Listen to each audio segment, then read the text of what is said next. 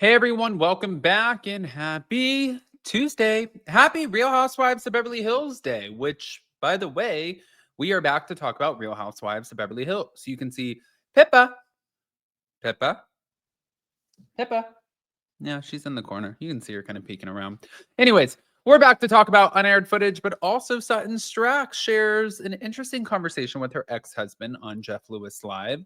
It's funny because it's a lot of the that we get, the drama that keeps dramaing, it really stems from Jeff Lewis a lot of the times. At least not him, but his show, but sometimes him. But I'm not mad at it. I'm like, go on, Jeff Lewis. If you're out here just stirring that pot and doing what you want, then be a Bryn Whitfield. Oh, that's not. They don't like each other. But get your carpal tunnel on and go stir that pot. Anyways, let's jump right in. Smash the like button. If you're not subscribed, get subscribed over here to Up and Adam channel 1.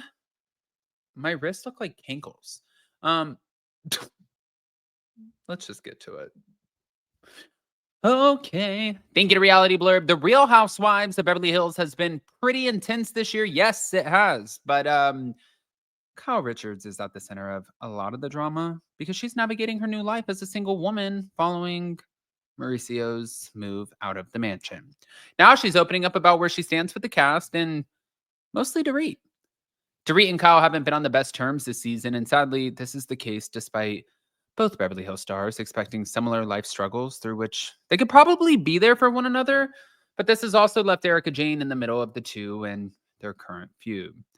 Recently, Kyle sat down for one of her Amazon Live sessions, and this one happened to be a birthday stream where she talked about several topics, including a bit about Beverly Hills and being frustrated about the show. Her first mention of the show came when a fan asked if she could reveal anything about the new episode. So this live happened before the January 7th episode, which was the first after the holidays. And she said, "Oh, I forgot that that's on tonight.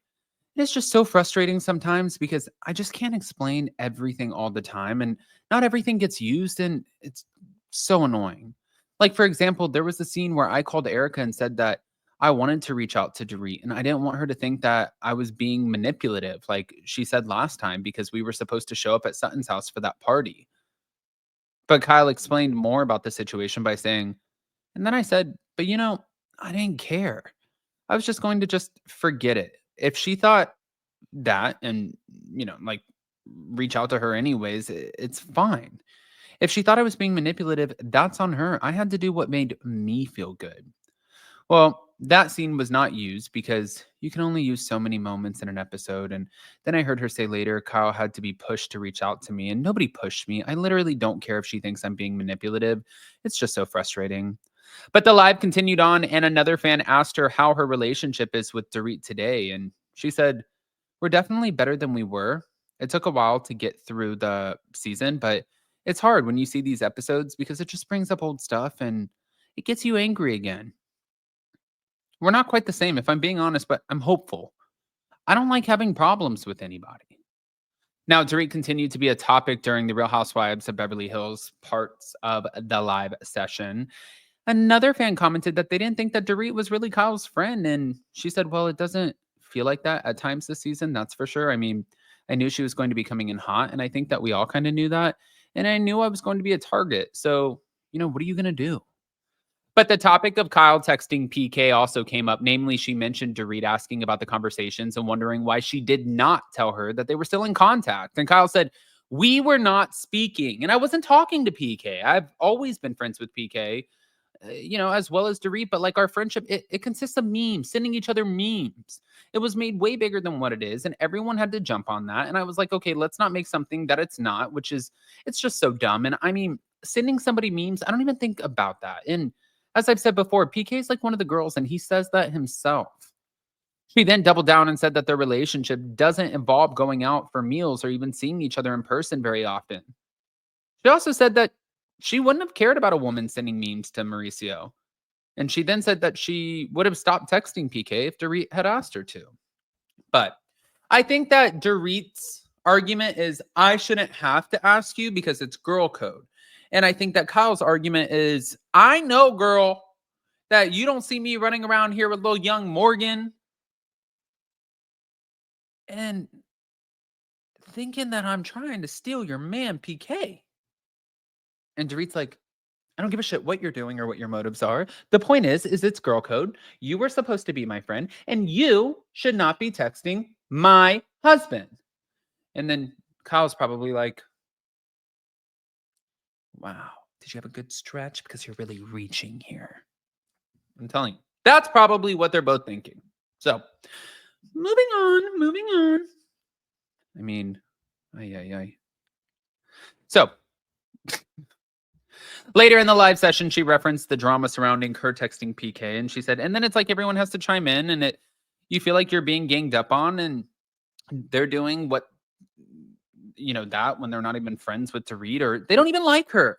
So I really lost it that night. And Dorit was like, I want to see your vein bulging out of your head or something like that. And I remember the last time that happened was when I said, you're such a fucking liar to Camille because I was losing my marbles, because it was another annoying, frustrating situation that was not true. And I just cannot take that. That makes me crazy. But toward the end of the session, a fan commented that they were tired of all the drama with Dorit. And Kyle said, I'm over the drama of the whole situation. I'm like, we just made up. Why would you do this again? Like, really, just wait for me to get here and do this again. I can't. I can't. Well, speaking of can or can't, let's play this clip from Sutton's track. I went on vacation to St. Bart's for my son's 21st.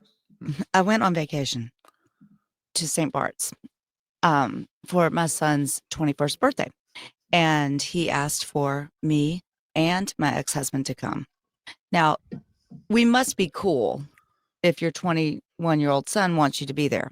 Or you have money. He's a nerd, and so are we, which is probably the whole thing is wrapped up in a nice, cute bow. But my ex-husband brought his girlfriend. And she has 4 children. And I do believe that they are going to get married. Okay.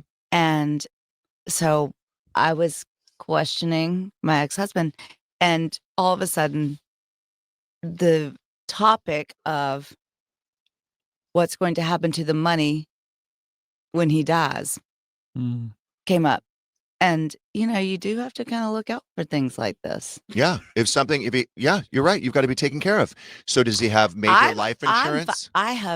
He has life insurance that I get, and I have a life insurance policy on him that I pay for. Okay, so there's 2 policies. Yes. Okay, so if something happens, Jeff, I'm not stupid. I know you're not. No. But with my children, yes, and their you want to make sure their inheritance is protected. I don't like to use the word inheritance, but yes, that. What other word would you like to use? What happens when he dies with his money? Yeah, much more efficient. That is a conversation. Leftover cash upon death. Well, it's a very tricky topic. It's uncomfortable to talk about. Well, why do you think I'm having this problem talking about it? So, and he brought up the word inheritance, not me. But I said, I will be watching. Ooh. Oh, what does that mean? I like that. I'm going to be watching. From above. No. From below. What is happening with everyone involved? Because my children come first. How old are her children? Same age. Same ages.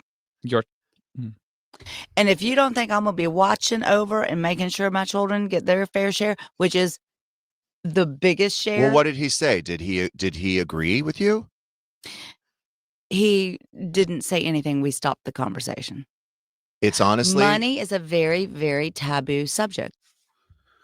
What's crazy is I had this conversation. I had this conversation one time with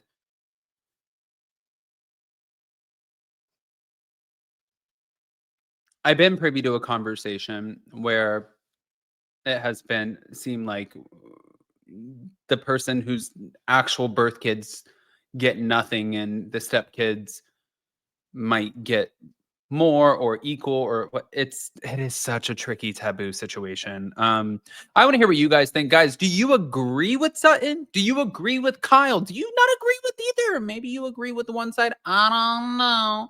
But I want to. I got the energy today. At first I was tired, but I just got a second win, so I'm in it, honey. And then I'm going to just probably pass out walking down the stairs at like 4 o'clock tonight. Great. I'm going to be like, okay. Anyways, smash the like button, show some love, and we'll see you next time. Love you, witches.